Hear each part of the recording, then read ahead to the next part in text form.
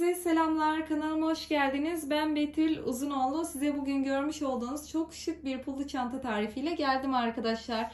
Örgü tekniği oldukça basit ve yapılışı çok zevkli bir çanta gerçekten. Çok fazla bir malzemeye, çok fazla bir pula, boncuğa ihtiyacımız yok arkadaşlar. Gayet az bir malzemeyle bu çantayı örebiliriz. Çantamın şöyle içini göstermek istiyorum. Bakın şöyle kalın saten astar kullandım. İç hacmi de oldukça geniş. Küçük bir çanta değil, orta boy bir çanta diyebiliriz. Böyle tatillerde şık elbiselerle ya da abiyelerle, özel günlerde kombinleyebileceğiniz bir çanta oldu diye düşünüyorum. Bakın iki tarafı da aynı şekilde pullu bir çantamız oldu arkadaşlar. Buraya kadar bile geldiyseniz kanalıma abone olmayı ve videonun altına yorum ve görüşlerinizi yazmayı unutmayın. Şimdi çantanın yapılışına geçelim. Şimdi arkadaşlar kullandığım malzemelerden bahsetmek istiyorum. Şöyle bir tane çantamın ve pullarımın tonunda kalın saten astarım var.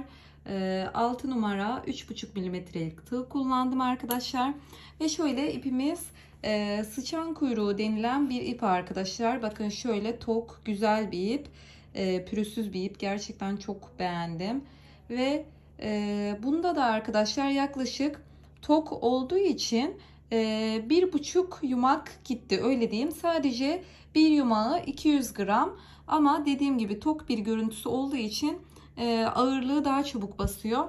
Yani siz arkadaşlar çantalarınızı polyester makrome, pamuk makrome, yine kağıt ip ya da herhangi bir iple yapabilirsiniz. Ya da benim gibi sıçan kuyruğu ipi alarak da pullu çantayı deneyebilirsiniz. Pullarımıza gelecek olursak valla kaç gram kullandım tam olarak bilmiyorum ama o kadar az gitti ki bütün çantamın iki tarafını kaplamama rağmen bakın kavanozun ağzına kadar doluydu. Sadece şöyle 2 parmak kadar azaldı diyebilirim. İstediğiniz renk bir boncuk, pul hiç fark etmez. Süslemek için herhangi bir boncuk çeşidiniz yeterli olacaktır.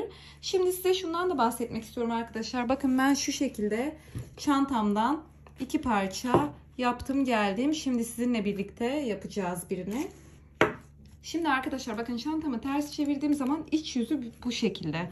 Elinde boncuğu olmayan arkadaşlarım sadece ipleriyle bile normal pamuk makrome, polyester makrome ve kağıt ipiyle bile şu çanta formunu örmek isteyebilirler. Boncuğunuz yoksa bile yani bence şu görüntü harika. Şöyle göstereyim bakın çok da güzel bir duruşu var sadece ip olarak. Şimdi benim elimde bakın şu şekilde halkalar da var. Şöyle çanta kulpları da var. Şimdi benim verdiğim tariften arkadaşlar siz de elinizdeki herhangi bir kulpu değerlendirerek aynı sayıyla aşağı doğru devam ederek siz de boncuğunuz yoksa aynı kulpunuz yoksa devam edebilirsiniz. Yani bunu şu şekilde düşünün ya da şu çanta kulpunu şu şekilde düşünün. Tabii aşağısındaki ip çanta sapıyla uyumlu bir şekilde yapabilirsiniz. Yani bu çanta için illaki pullara ihtiyacınız yok. İpleri de kullanarak böyle bir çanta formu elde edebilirsiniz arkadaşlar. Bunu da söylemek istedim. Gerçekten çok güzel bir çanta oldu.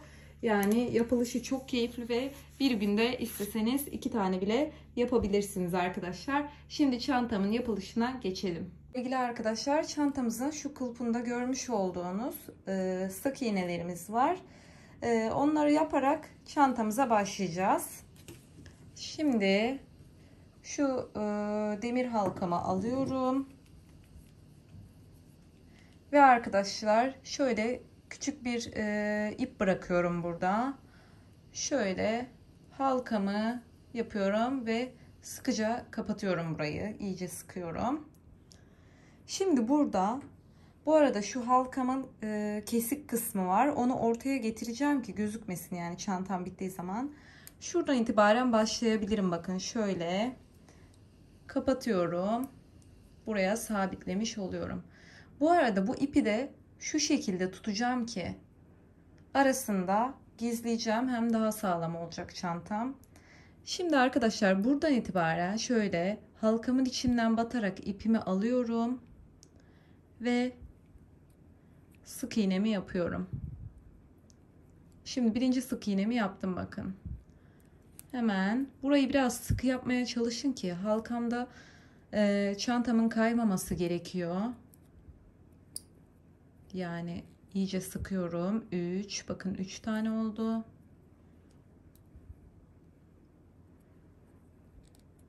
4,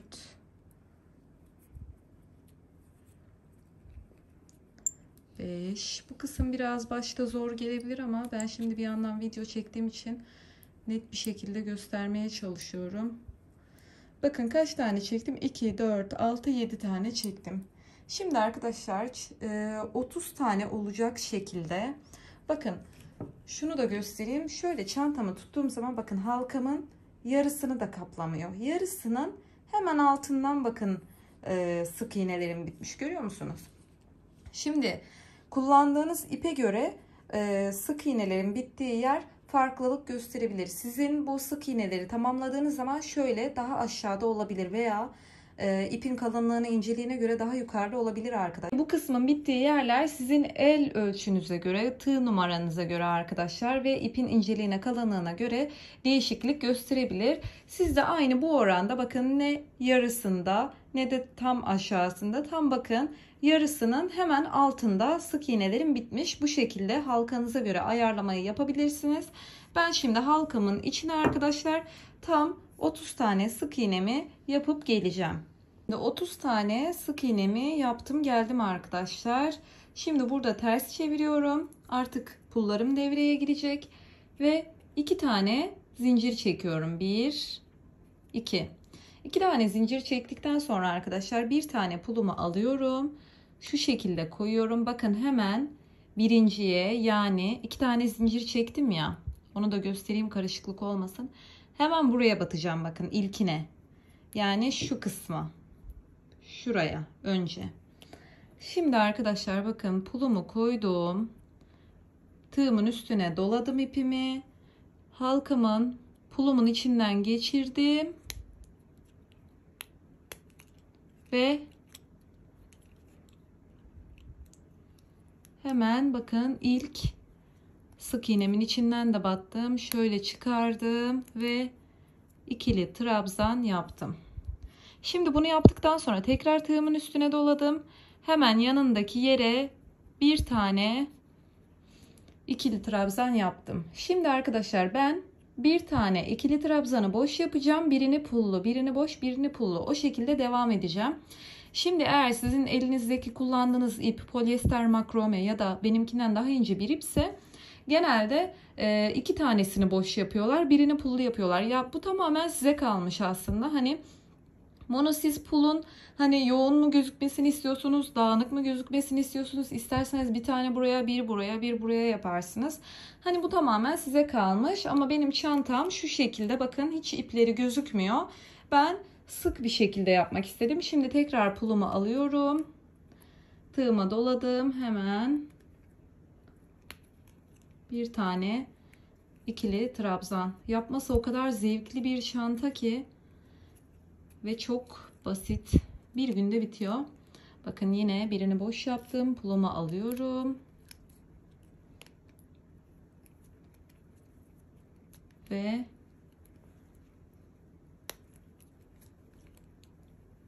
pulumu sabitledim. Bir tane daha boş ikili trabzan ve pulumu aldım. Sıramın sonuna kadar bu şekilde devam edeceğim arkadaşlar.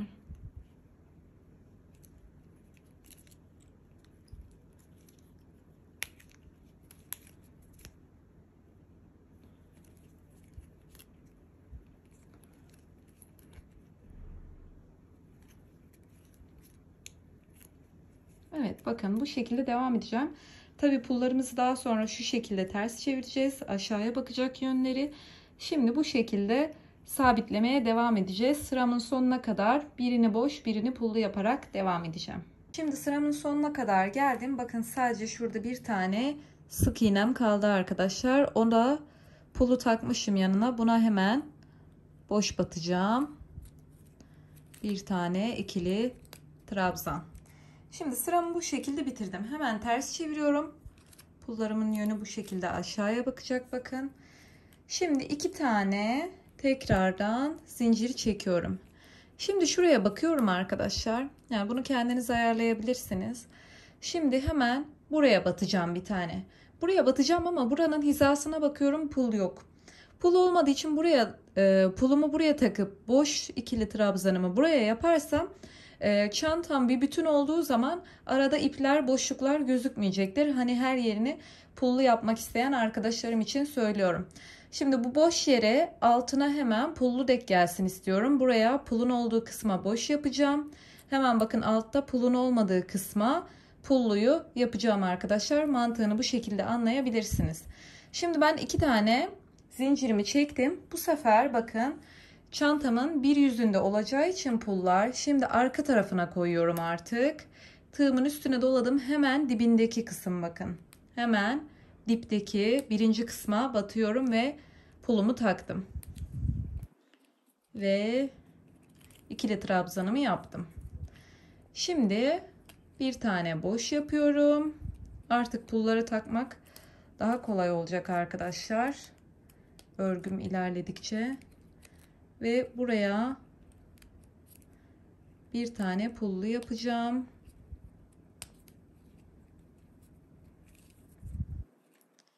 Bir tane boş.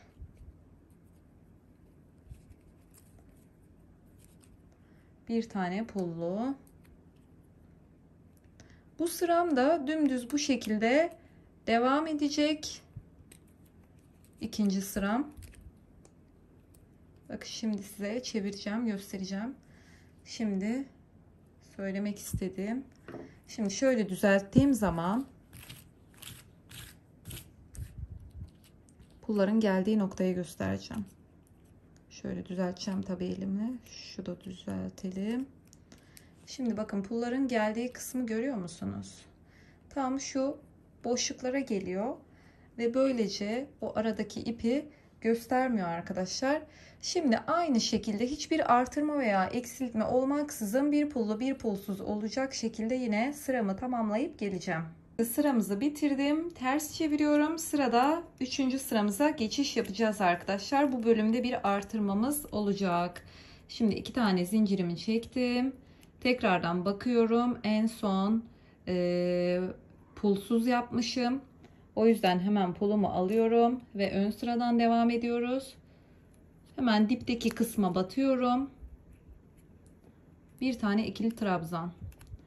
Şimdi tekrardan batıyorum. Boş. Şimdi bu kısımda arkadaşlar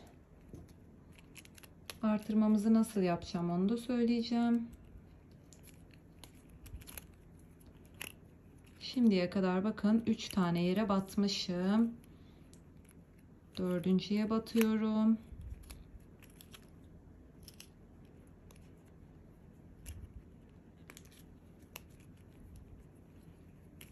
Beşinci.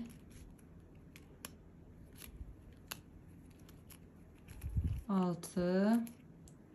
Ve hemen 7. noktama batıyorum. Ve şimdi arkadaşlar bakın benim burada 2 tane artırma noktam olacak. Şimdi 8. sık iğneye geldiğim zaman, trabzana geldiğim zaman 8. noktaya batacağım şimdi. Oraya çift batacağım arkadaşlar ve hemen yani çantamın şöyle söyleyeyim size. Bunun herhangi bir sayısı olması önemli değil. Çantanızı belirlediğiniz noktadan bir buradan olacak şekilde bir tane noktaya çift batacaksınız. Bir tane buraya çift, bir tane buraya çift yapacağım.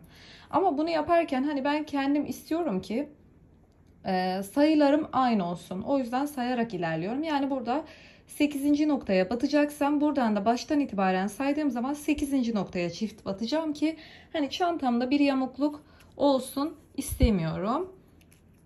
Orantılı ilerlemek istiyorum. Şimdi 8. noktaya bir tane boş tek geldi. Boş trabzan yapıyorum. Hemen bir tane daha boş yapıyorum. Aynı noktaya bakın. Bu şekilde battım. Ve hemen pulumu takıyorum. Evet. Bir tane daha boş. Şimdi mantığını anlamışsınızdır diye düşünüyorum. Bakın buradan itibaren saydığımda 2, 4, 6, 8. Hemen Bir saniye, 2, 4, 6, 8. Şu noktaya çift yapacağım. Bu şekilde sıramı tamamlayacağım arkadaşlar. Bir burada artırma olmuş oluyor. Bir tane de burada artırmamız olmuş olacak. Bakın diğer artırmayı da istedim ki beraber yapalım. Şimdi burada 8. yere geldim. Buraya çift yapacağım arkadaşlar. Bakın bir tane pullu, bir tane boş yaptım. Şimdi sırada pullu var. Hani çift batacağım yere pullu ya da pulsuz kısmının denk gelmesi hiç önemli değil. Önemli olan sizin aşağıdaki kısımla, ay konuşamıyorum. Aşağıdaki kısımla hani o boşlukları doldurarak, yani sizin bakarak ilerlemeniz. Pulun olmadığı yerlere pulları takmanız. Şimdi tabii bunu yaparken yan kısmı da düşünün. Çok boşluk olursa bu sefer yandaki kısımdan ipler gözükecek. Şimdi buraya çift yaptım arkadaşlar. Bakın 8. noktaya gördüğünüz gibi bir tane de boş yaptım yanına. Şimdi bakıyorum şuraya pul takacağım arkadaşlar. Yoksa ya da şuraya taksam.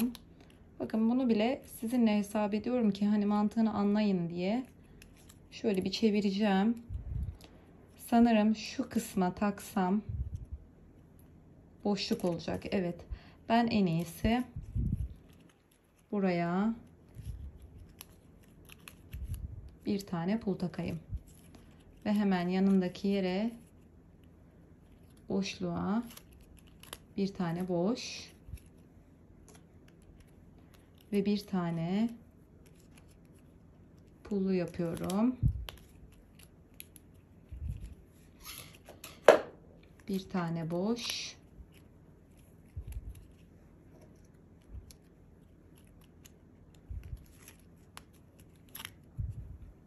Bu şekilde sıramın sonuna kadar geldim arkadaşlar. Son noktaya kadar.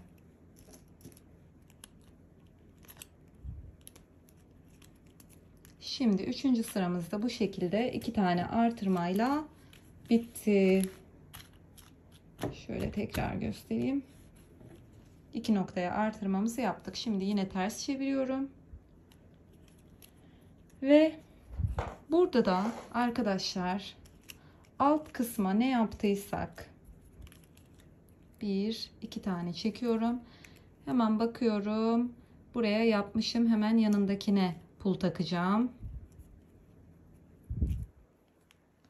Ve pulumu alıyorum. Arkaya koyuyorum sırada. Şimdi arkadaşlar bu noktada da alttaki sıra gibi aynısını yapacağız. Yani ne yapacağız? 2 tane herhangi bir noktaya çift batacağız arkadaşlar. Şimdi bakın benim çift battığım yerler belli, görüyor musunuz? Bakın şöyle göstereyim. Bir tane burada çift yapmışım. Bir tane de burada çift yapmışım. Şimdi bu sırayı da, 4. sırayı da aynı şekilde yapacağım ama yine 2 noktaya çift batacağım arkadaşlar. Hani bunu da nasıl ayarlayabilirim? Şu şekilde yapabilirsiniz. Bakın 1, 2, 3, 4, 5, 6, 7, 8. 8 tane saydığım zaman zaten bu çiftin birinin tepesine geliyor. Hemen üstüne yapmayın da arkadaşlar, bakın hemen çiftten bir önceki yere yapabilirsiniz ya da bir sonraki yere yapabilirsiniz. Çiftin bir önceki yerine çift yaparsanız yine aynı şekilde burada da çiftin bir önceki yerine çift yapın. Hani bu önemli değil, sadece üst üste denk gelmemesine dikkat edin. Onu söylemek istiyorum. Bu sırada da 2 tane yerde artırmamızı yapıp 4. sırayı da bu şekilde tamamlayacağız. Arkadaşlar 4. sıramı da bitirdim. 5. sıraya geçeceğiz. Çantam giderek büyümeye başladı. Şöyle tekrardan ters çevirdim. Ve burada da şöyle önce 2 tane zincir çekerek başlıyorum. 1, 2. Çektikten sonra hemen bakın burada pulum yokmuş. Aynı hizada. Oraya bir tane pul takalım. Tam hemen dibine tekrardan batıyorum.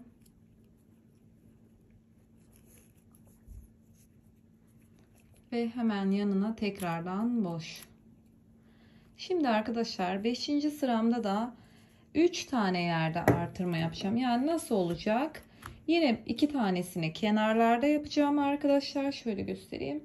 İkisi kenarlarda olacak. Biri de ortada olacak tam arkadaşlar. Şimdi ben şöyle biraz daha ilerleyeceğim. Dediğim gibi yani siz bunu hani göz kararı olarak ayarlayabilirsiniz ama ben sayılarla hareket etmeyi daha garanti buluyorum. Buralarda da 6. batma noktasına yapmak istedim. 1 2 3 4. Şimdi 5.'yi yapacağım.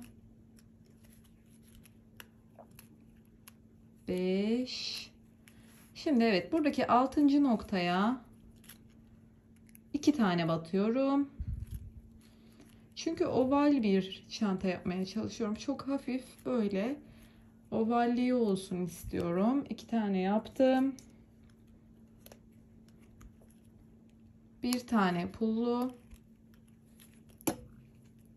Evet. Şimdi arkadaşlar bakın, buradaki 6. noktaya çift yaptım. 2 tane battım. Şimdi hemen buradan itibaren saydığım zaman 2, 4, 6. Hemen buraya da 2 tane yapacağım. Yani eşit yerlerde olacak benim artırmalarım. Bir tane de ben tam ortaya, hani nasıl zaten 30 ya da 32 tane falan sık iğnemiz olması gerekiyor. 32 ya da 34. O yüzden 34 olması lazım. Tam ortaya 16. Yani 10 sıra daha gittikten sonra arkadaşlar, devam ettikten sonra 16. noktaya tam ortaya çift yapacağım yani. Bir 6. bir 16. tekrar sondan 6 kala oraya da çift yapıp geleceğim. Şimdi 5. sıramı da tamamladım geldim arkadaşlar. 5. sırada tam 3 tane yerde artırmamızı yaptık. Bakın bir tane 6. 16. ve tekrar 6. da artırmamızı yapmışız arkadaşlar. Şimdi 6. sıramızı da hiçbir artırma olmaksızın dümdüz arkadaşlar sıramı tamamlayıp geleceğim. Şimdi arkadaşlar 6. sıramızı dümdüz ördük geldik. Sıra 7. sıraya geçiyoruz. 7. sırada da arkadaşlar yine aynı şekilde dümdüz öreceksiniz ve bu sefer 1-2 tane artırma yapacaksınız. Yine ben arkadaşlar baştan itibaren saydığım zaman 8. noktaya 2 tane yapacağım. İkili trabzan. Bir de buradan başladığım zaman, saydığım zaman 8. noktaya 2 tane yapacağım. Yani 2 yerde artırmamı yapmış olacağım. 7. sırayı da bu şekilde yapıp gelelim. Evet, şimdi 7. sırayı da tamamladım geldim. 8. sıraya geçiyoruz arkadaşlar. Yine 2 tane zincir çekiyorum. Burada bakın yine pulum son noktaya gelmiş arkadaşlar. Şimdi burada 8. sıradan itibaren yanlardan, uç kısımlardan birer tane eksilteceğiz arkadaşlar. Ve ortada da 3 tane noktaya artırma yapacağız. Yani 2 eksiltme, 3 tane de artırmamız olacak. Şimdi onun nasıl yapıldığını göstereceğim. 2 tane zincirimi çektim tekrardan. Tığıma doladım. Şimdi birinci yere arkadaşlar şöyle battım ve bir sefer çektim. Ama tığımı kapatmadım bakın. Şimdi tekrardan pulumu aldım. Eksiltmem gereken noktaya geldim. Üstünü dolamama gerek yok. Şu şekilde aldım. Yine ikisini birlikte çektim. Ve ikisini birlikte çektim. Burayı tekrar göstereceğim. Eksiltme işlemini yapıyoruz. Bakın 2 tane zincir çektim. Tığımın üstüne doladım. Ve ilk noktaya battım. İkisini birlikte çektim. Daha sonra pulumu aldım, koydum. Tekrardan tığımın üstüne dolamadan pulumun içine battım. İkisini birlikte çektim ve burada arkadaşlar 2 tane batma noktasını bir taneye çevirmiş oluyorum bakın böylece. Şimdi diğer uç kısımda da aynısını yapacağız. Bu şekilde şu an dümdüz devam edeceğim. 3 tane artırmayı nerede yapacağım? Onları da arkadaşlar bakın, birini 6. sırada yapmayı planladım. Birini 19. sırada, yine tekrardan 6. sırada artırma ve en sonda da bir tane eksiltme olacak arkadaşlar. Şimdi bir tane artırmayı da beraber yapalım.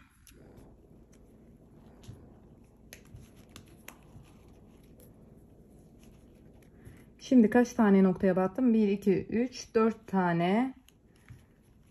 Şimdi bir tane boş. 5 oldu. Şimdi 6. noktada burada artırmamı yapacağım. Şimdi birini pulum için battım. Birini de artırma için batmış oldum.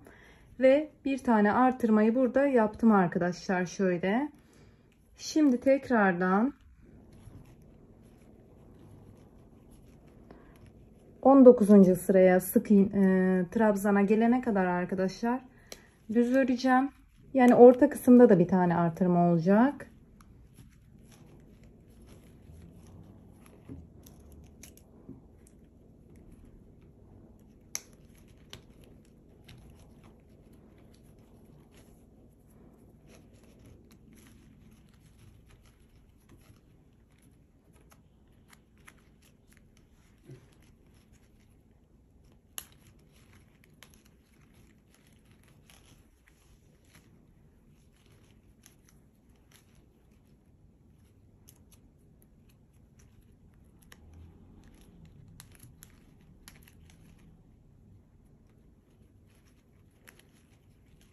Şimdi kaç tane olmuş bir sayalım. Şu çift olan yer 6, 7, 8, 9, 10, 11, 12, 13, 14 ve şöyle bir tane boş 15 ve 16, 17,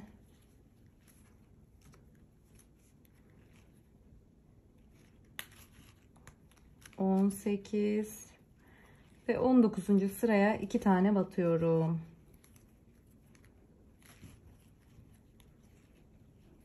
Şimdi burayı tam orta noktaya da çift yaptım. Bakın bir eksiltme, bir tane artırma, bir tane daha artırma, bir artırma daha yapacağım. Sonra bir eksiltme daha yapacağım.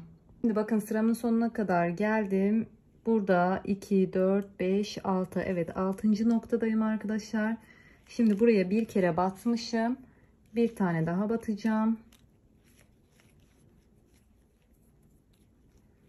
Ve hemen düz devam edeceğim.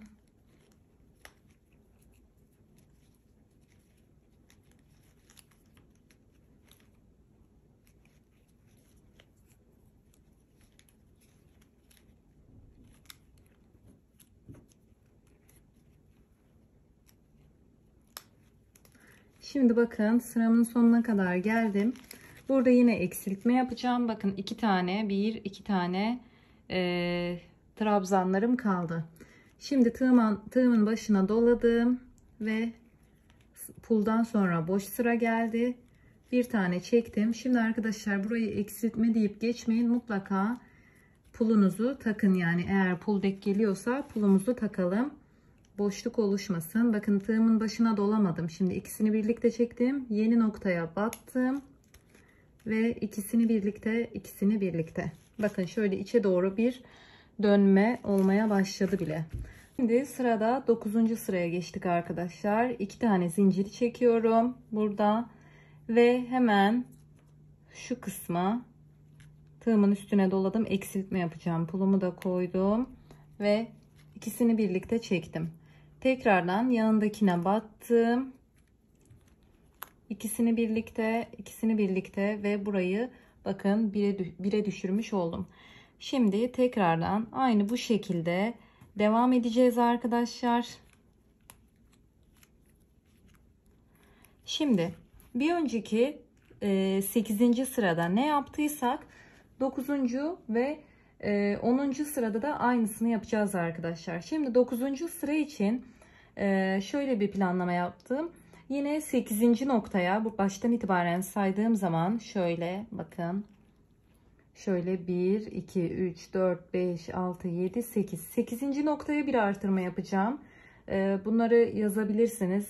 8. noktaya bir artırma yapacağım. Yine 19. noktaya bir artırma yapacağım. Ve yine 8. noktaya bir artırma. Ve en sona bir eksiltme yapacağım arkadaşlar. Yani 2 sıra daha aynı tekniği uygulayacağım arkadaşlar. Şimdi 9. sırayı da 2 tane eksiltme, 3 tane artırmayla tamamladık arkadaşlar. Bakın şu şekilde, hatta elimle düzeltiyorum. Çantam böyle gittikçe ovalleşmeye başladı. Yanlardan da böyle hafif yine ovallikler oluşmaya başladı arkadaşlar. Şimdi 10. sıram için de aynısını yapacağım arkadaşlar. 10. sıra için de yine tekrardan ters çeviriyorum. 2 tane zincir çekiyorum. Ve hemen bu kısma batıyorum ve bir tane pul takmalıyım buraya. Şimdi ikisini birlikte çektim. Tekrar yan kısma battım. İkisini birlikte. Şimdi burayı 1'e düşürdük arkadaşlar. Tekrardan bu şekilde dümdüz devam edeceğim. Şimdi 10. sıra için nerede artırmalar yapacağım onu söyleyeceğim. Dediğim gibi bunu siz kendinize göre bir sayı da oluşturabilirsiniz. Böyle orantılı bir şekilde. Ama benimle birlikte ilerlemek isteyenler için ben tekrardan sayıları vereyim arkadaşlar. Yine bakın yanlardan birer tane eksiltmeler yapacağız. Ve burada ben 12. trabzana 2 tane batacağım. Ve yine 19. trabzana 2 tane, tekrardan buradan saydığım zaman 12.ye 2 tane ve bir tane eksiltme. Umarım anlaşılır olmuştur. Yani 12, 19 ve 12'ye artırma yapıp geleceğim. Şimdi 10. sırayı da arkadaşlar size söylediğim şekilde tamamladım. Geldim sırada 11. sıraya geçiyoruz arkadaşlar. Zaten 11'i yapacağız, 12'yi yapacağız, bir de 13 ve bitecek. Şimdi 2 tane zincir çektim. Sizinle birlikte bir tane eksiltme yapayım. Tığıma doladım, battım. 2 tanesini çektim. Hemen yanına battım. İkisini çektim ve ikisini birlikte çektim. Bir tane eksiltme yapmış oldum. Şimdi burada da arkadaşlar 11. sıram için nasıl devam edeceğiz? Sadece 2 tane artırma yapacağız. Bakın 11, 12, 13'te. Sadece 2 tane artırma, kenardan da 2 tane eksiltme. Son 3 sırayı bu şekilde devam edeceğiz arkadaşlar. Şimdi bakın ben neredeyim? 3 tane yaptım. Şimdi battım ve ikisini birlikte çektim.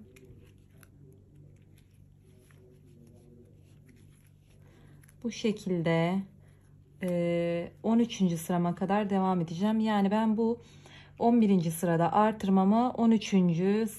trabzanlarımda yapacağım. 13. trabzanıma kadar geldim arkadaşlar. Bir tane pul alacağım. Hemen yanındaki kısım bakın benim 13. trabzanım olmuş oluyor. Ve bu kısma bir tane yaptım. Ve bir tane daha battım aynı noktaya. Şöyle bakın gördüğünüz gibi. Şimdi tekrardan düz devam edeceğim.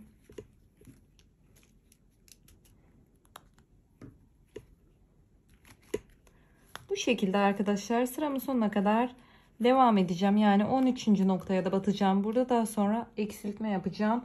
11, 12 ve 13. sıram bu şekilde devam edecek.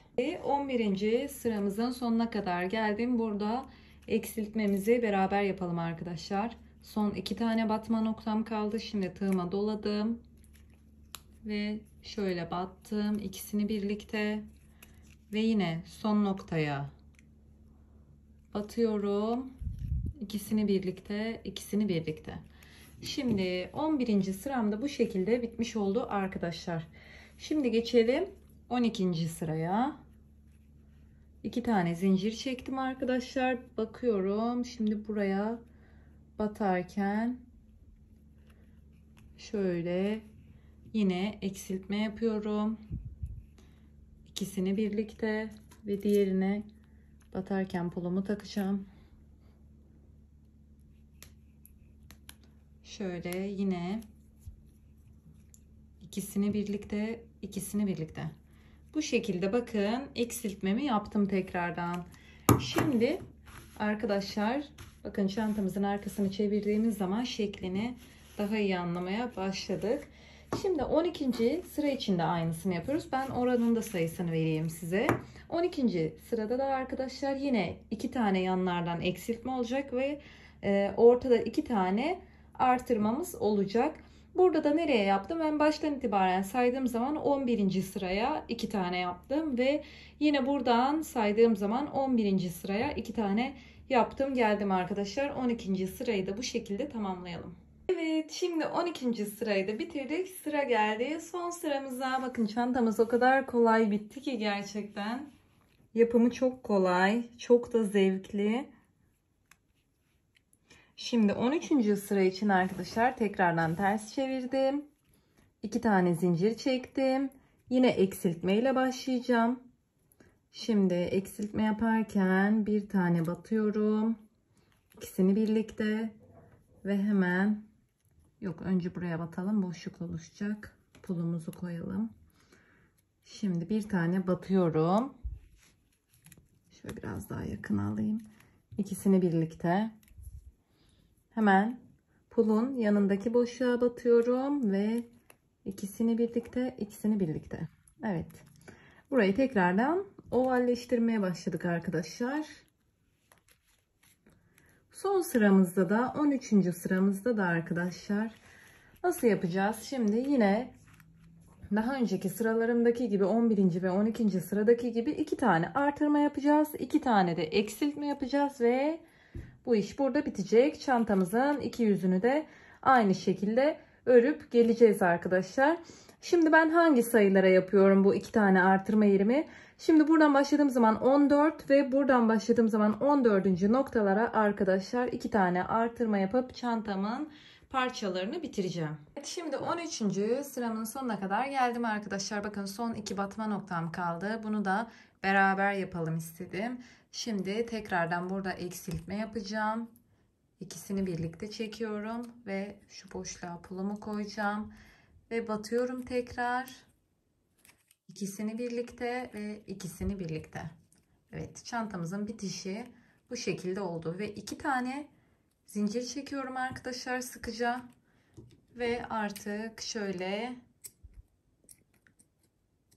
kesiyorum makasla.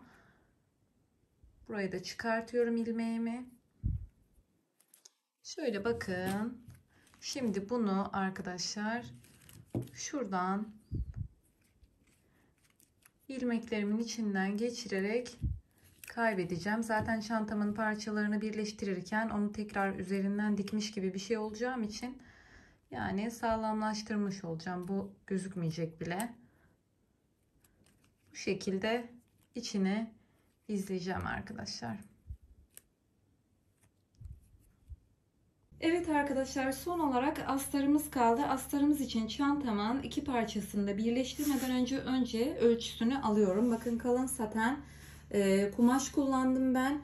Kullanacağım. Öncelikle ölçüsünü alacağım. Bakın şöyle çantamın bir parçasını, bu arada kumaşımı ters çevirerek 2'ye katlayarak bu şekilde serdim arkadaşlar. Şöyle düzelteyim. Eşit bir şekilde. Şimdi bu şekilde serdikten sonra şöyle, bu arada elimle iyice şeklini düzeltiyorum ve şuradaki pul çıkıntılarını şöyle arkaya doğru ittiriyorum. Düzgünce çizmek için. Ve bu şekilde düzelttikten sonra arkadaşlar şöyle bir tane uçlu kalemim var. Beyaz sabunum falan yok arkadaşlar çizmek için. İnşallah o da olacak ama Betül Fashion'da çareler tükenmez diyelim. Şimdi arkadaşlar çantamın şekline göre kumaşı çizeceğim.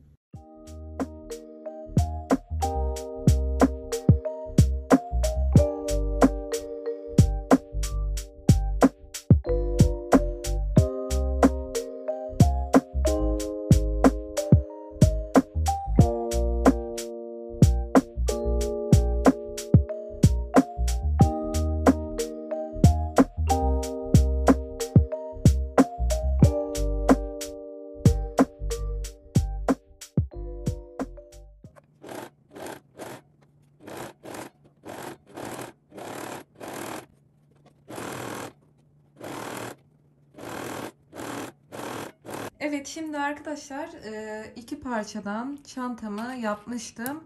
Şimdi onları birbirine dikmem gerekiyor arkadaşlar. Bu arada astarımı da bu şekilde şeklini keserek dikmiştim ama şu oval kısmı makineden yapamadım arkadaşlar. Ben de dedim ki şöyle dümdüz dikeyim.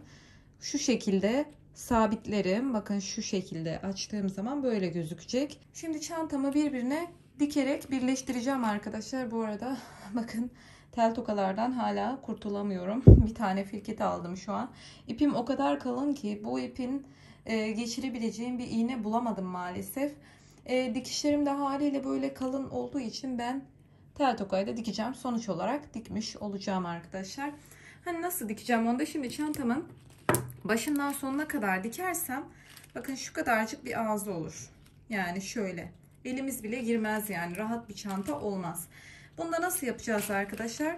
Şu 1, 2, 3, 4 dördüncü pulun bittiği kısmın hemen altından itibaren bu şekilde başlayacağız ve dördüncü pulun altına kadar geleceğiz arkadaşlar. Böylece şöyle göstereyim, şu şekilde bir ağız kısmı olmuş olacak, rahat olacak. Yani çantanın derinliği de şurası olacak, gayet güzel olacak bence. Bunun için ne yaptım? Pullarıma bakın ters çevirdim çantamı, çünkü tabanını rahat bir şekilde dikmem gerekiyor. Ters çevirdikten sonra şu yanları da iç kısma doğru ittiriyorum. Şöyle. Evet. İttirdikten sonra pullu kısımları içe girecek şekilde çevirdim. Şöyle dümdüz halkalarım üst üste gelecek şekilde ve tabanlarım dümdüz olacak şekilde yerleştirdim. Şöyle dördüncü pulumun bittiği yerden şu kısımdan başlayayım. Diğer taraf tersime gelecek. Yani şöyle 1, 2, 3, 4 tane trabzanımı saydığım zaman tam şu kısma denk geliyor. Şöyle bir bakayım.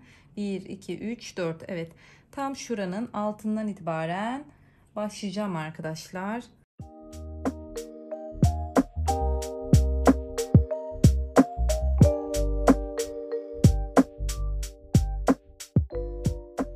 Şimdi arkadaşlar çantamı size söylediğim şekilde kenarlarından diktim geldim ve parçalarımı birleştirmiş oldum.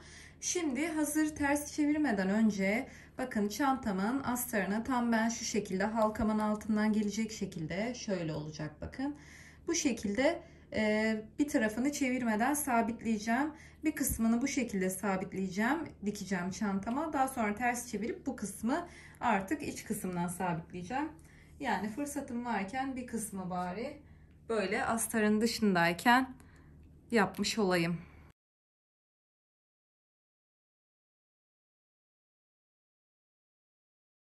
Şimdi bakın ben çantamın bir tarafını sabitledim. Şu şekilde içine iğnemi geçireyim. Şimdi çantamı ters çevireceğim.